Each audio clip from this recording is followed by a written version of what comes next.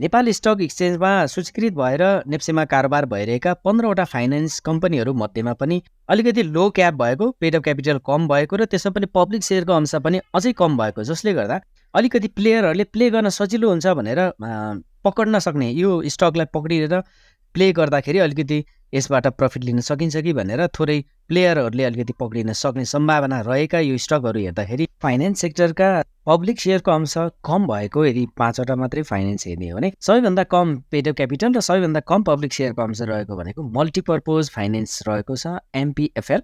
एमपीएफएलको total 59.59 crore अर्थात् 59 करोड 59 लाख यसको paid up capital रहेकोमा 23 करोड 84 लाख मात्रै पेड अफ क्यापिटल पब्लिकहरूसँग रहेको छ। यसको मतलब 23,84,000 किता मात्रै पब्लिकको अंश रहेको छ। अनि यसको अन्य फन्डामेन्टल इन्डिकेटरहरू मध्येमा इपिएस हेर्दा 4.42 रहेको छ अनि नेटवर्थ हेर्ने हो भने 110.95 रहेको छ। पेड अफ क्यापिटल कम भएको अनि पब्लिक सेयर पनि कम भएको दोस्रो फाइनान्स हेर्दाखेरि नेपाल फाइनान्स रहेको छ, एनएफएस। यो नेपाल फाइनान्सको पनि total paid up capital 72 crore 95 lakh हो।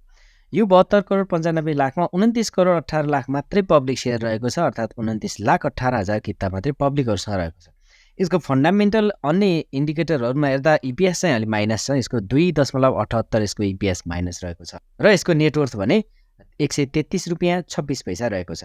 पेड अफ क्यापिटल कम भएको, पब्लिक सेयर कम भएको तेस्रो फाइनान्स रहेको छ एसएफसीएल, समृद्धि फाइनान्स कम्पनी लिमिटेड। यो समृद्धि फाइनान्सको टोटल पेड अफ क्यापिटल हेर्दा 81 करोड 89 लाख रहेको छ र यसमा 32 करोड 76 लाख मात्रै पेड अफ क्यापिटल पब्लिकसँग रहेको छ, यानि कि 32,76,000 किता मात्रै पब्लिक सेयरको अंश रहेको छ। यसको पनि अन्य इन्डिकेटरहरूमा मध्येमा इपिएस हेर्दा नेगेटिभ छ। यसको 2080-81 को पहिलो क्वार्टरको रिपोर्ट अनुसार इपिएस माइनस 1.21 रहेको छ। अनि यसको नेटवर्थ हेर्दाखेरि नेटवर्थ पनि यसको 100 रुपियाँभन्दा कम रहेको छ, 74 रुपियाँ 72 पैसा मात्रै यसको नेटवर्थ रहेको छ। चौथो फाइनान्स कम्पनी जसको चाहिँ पेड अफ क्यापिटल पनि कम छ, पब्लिक सेयरको अंश पनि कम छ, त्यो भनेको जानकी फाइनान्स लिमिटेड। जानकी फाइनान्सको 69 crore 5 lakh paid up capital रहेकोमा जम्मा 33,83,000 किता मात्रै पब्लिक सेयरको अंश रहेको छ। अनि यसको 80-81 को पहिलो क्वार्टरको रिपोर्ट अनुसार इपिएस 0.28 रहेको छ, 1 रुपियाँ पनि इपिएस छैन र यसको नेटवर्थ हेर्दा जम्मा 92 रुपियाँ 75 पैसा मात्रै रहेको छ। पेड अफ क्यापिटल कम भएर पनि पब्लिक सेयर अंश कम भएको पाँचौँ फाइनान्स रहेको छ BFC, best finance company limited रहेको छ। यसको पेड अफ क्यापिटल जम्मा 85 करोड 48 लाख रहेको छ भने पब्लिक सेयरको अंश जम्मा 34,19,000 किता मात्रै पब्लिक सेयरसँग रहेको छ। अनि आर्थिक वर्ष 2080-81 को पहिलो क्वार्टरको रिपोर्ट अनुसार यसको इपिएस भने नेगेटिभ रहेको छ, 2.32 अङ्कले माइनस नेगेटिभ रहेको छ र यसको नेटवर्थ भने 134 रुपियाँ 50 पैसा यसको नेटवर्थ रहेको छ।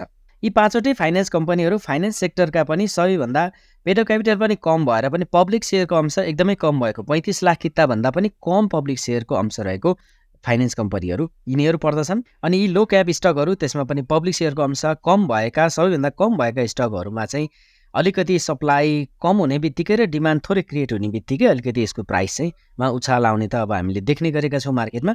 सो प्लेयरहरूले पनि यस्तैमा चाहिँ टार्गेट गरेर यसै मध्येमा केही छानेर हिट गर्न सक्ने प्रबल सम्भावना रहन्छ। यही जानकारीको लागि यो भिडियो यहाँहरुसम्म चाहिँ सेयर गरेँ।